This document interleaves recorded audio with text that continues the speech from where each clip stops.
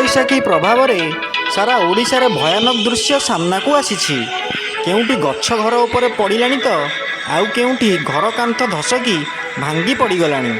ଲୋକମାନଙ୍କ ଧନ ଜୀବନ ପ୍ରତି ନାହିଁ ନଥିବା ବିପଦ ଦେଖାଗଲାଣି। ଏହିପରି ହୃଦୟ ବିଦାରକ ଘଟଣା ଦେଖିବାକୁ ମିଳିଛି, ଯାହା ଦେଖିଲେ ଦେହର ଲୋମ ଟାଙ୍କୁରି ଉଠୁଛି। ଆଦିବାସୀ ଅଧ୍ୟୁଷିତ ମୟୂରଭଞ୍ଜ ଜିଲ୍ଲା ବାମନଘାଟି ଉପଖଣ୍ଡ ରାଇରଙ୍ଗପୁର ମ୍ୟୁନିସିପାଲିଟି ଅନ୍ତର୍ଗତ ୱାର୍ଡ ନମ୍ବର 9 ରେଳବାଇ କଲୋନୀ ରାମପ୍ରବେଶ ଠାକୁର ପିତା ଗଜଧର ଠାକୁରଙ୍କ ଘର ନିକଟକୁ ଲାଗି ବିଶାଳକାୟ ବୃକ୍ଷ ରହିଛି। କାଳବୈଶାଖୀ ପ୍ରଭାବରେ ଏବେ ଘର କାନ୍ଥ ଧସକି ଯାଇଛି। କାନ୍ଥ ଭାଙ୍ଗି ଇଟା ବାହାରକୁ ବାହାରି ପଡ଼ିଛି। ଠାକୁର ପରିବାର ବହୁକାଳରୁ ସେ ଘରେ ରହି ଆସୁଛନ୍ତି। ରାଇରଙ୍ଗପୁର ସହରରେ ତାଙ୍କ ପରିବାରର ନାମ ଓ ଖ୍ୟାତି ରହିଛି। ଉକ୍ତ ବିଶାଳକାୟ ଗଛଟି ବହୁ ପୁରୁଣା ଏବଂ ବିପଦସଙ୍କୁଳ ଅବସ୍ଥାରେ ରହିଛି। କାଳବୈଶାଖୀ ପ୍ରଭାବରେ ଏହି ଗଛ ପରିବାର ସମସ୍ତଙ୍କ ଧନ ଜୀବନ ପ୍ରତି ବିପଦ ସୃଷ୍ଟି କରିଛି। ଗତ ମାସକ ପୂର୍ବେ ରାମପ୍ରବେଶ ଠାକୁର ଏ ସମ୍ପର୍କରେ ବାମନଘାଟି ଉପଖଣ୍ଡ ଉପଜିଲ୍ଲାପାଳଙ୍କ ନିକଟକୁ ଯାଇ ଲିଖିତ ଅଭିଯୋଗ ଦେବା ପରେ ମ୍ୟୁନିସିପାଲିଟି କାର୍ଯ୍ୟନିର୍ବାହୀ ଅଧିକାରୀଙ୍କୁ ମଧ୍ୟ ଦରଖାସ୍ତ ଦେଇ ଅଭିଯୋଗ ଜଣାଇଥିଲେ। ଏହି ବିଶାଳ ଗଛଟିକୁ ଫରେଷ୍ଟ ବିଭାଗକୁ ଖବର ଦେଲା ବେଳକୁ ଫରେଷ୍ଟ ବିଭାଗ କହୁଛନ୍ତି ମ୍ୟୁନିସିପାଲିଟି ଅଧିକାରୀ କୌଣସି ଖୋଜ ଖବର ଏ ସମ୍ପର୍କରେ ଦେଇନାହାନ୍ତି। ମ୍ୟୁନିସିପାଲିଟି ଅଧିକାରୀ ଖାମଖିଆଲି କାହିଁକି କରୁଛନ୍ତି? ଘଟଣାର ଅବସ୍ଥା ସମ୍ପର୍କରେ ମାସେ ବିତିବାକୁ ବସିଲାଣି। ଆଉ କିଛି ଦିନ ପରେ ବର୍ଷା ଦିନ ଆସିଯିବ। ସେତେବେଳେ ବର୍ଷା ସାଙ୍ଗକୁ ହେବ ପବନ ବତାସ ଆସିବାର ସମ୍ଭାବନା ରହିଥିବାରୁ ବୁଦ୍ଧିଜୀବୀ ମହଲରେ ପ୍ରଶ୍ନବାଚୀ ସୃଷ୍ଟି ହୋଇଛି।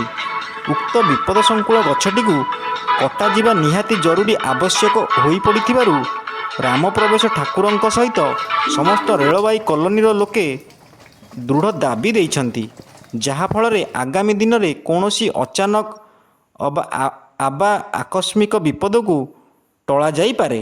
ମୟୂରଭଞ୍ଜ ଜିଲ୍ଲା ରାଇରଙ୍ଗପୁରରୁ ଶ୍ୟାମଳେନ୍ଦୁ ପରିଡ଼ାଙ୍କ ରିପୋର୍ଟ, ଓଡ଼ିଶା ନ୍ୟୁଜ୍। मोर ना रामप्रवेश ठाकुर, मोर वार्ड नंबर 9 रेलवे कॉलोनी। এই ଯେଉଁ ଗଛ କାଳବୈଶାଖୀର ପ୍ରଭାବରେ କ'ଣ ହେଇଛି ସେ ବିଷୟରେ କୁହନ୍ତୁ।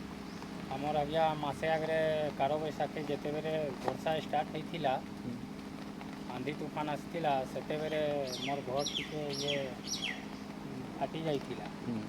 मु आज्ञा जाकर सब कलेक्टर ऑफिस रे एप्लिकेशन देती सेठे सब कलेक्टर सर कहले कि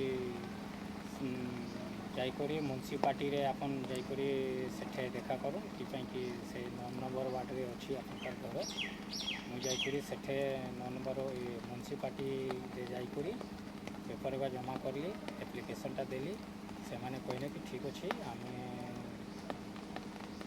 फॉरेस्ट डिपार्टमेंट को जनईदेवा चिठी करदेवा।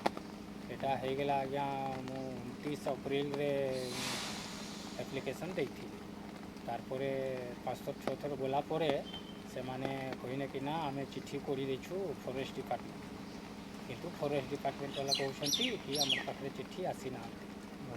आज ठीक 3टा बेले 2:30-3टा बेले वर्षा है तो अलगा पड़ जाटा आम अनुरोध करूँ कि आम बसटा जो अच्छी आम घर साइड्रे से काटा हो गले भल। ଆଉ କାହାକୁ ଥରେ ଦାବି ତ କରିଛନ୍ ବୋଲି କହୁଛନ୍ ନା କି? आज्ञा ଆଚ୍ଛା ଠିକ୍ ଅଛି।